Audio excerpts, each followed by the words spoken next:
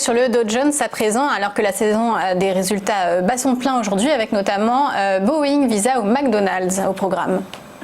Oui, on a une phase de stabilisation d'ailleurs qui est en train de se mettre en place. Alors on a eu un nouveau plan du Congrès américain qui est peut-être un petit peu aussi passé à l'as hier.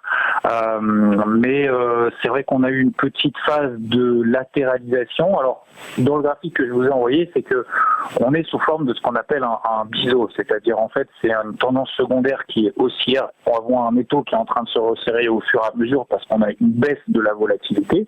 Donc on a des mouvements de moins en moins amples, mais on a toujours au-dessus de la tête quand même ce qu'on appelle la moyenne mobile à 50 jours, autour des 24 400 sur le Dow Jones. Alors on en est un petit peu loin maintenant. Donc on est au contact finalement de zones de résistance sur des unités de temps un peu plus longues, donc que ce soit en daily ou en weekly, très très fortes.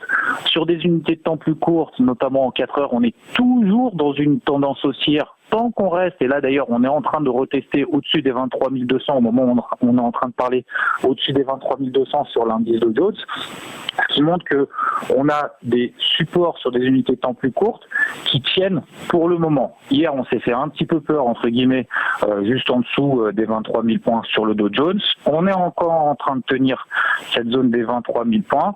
Donc ça sera le seuil clé à mon avis même pour cette on va dire ce milieu voire fin de semaine sur l'indice Dow Jones. Sous les 22 900 points très exactement sur le Dow Jones, on validerait la figure de ce biseau qui inciterait du coup à reprendre la tendance primaire qui est toujours baissière sur le Dow Jones tant qu'on reste sous la MM50, c'est-à-dire les 24 000 points.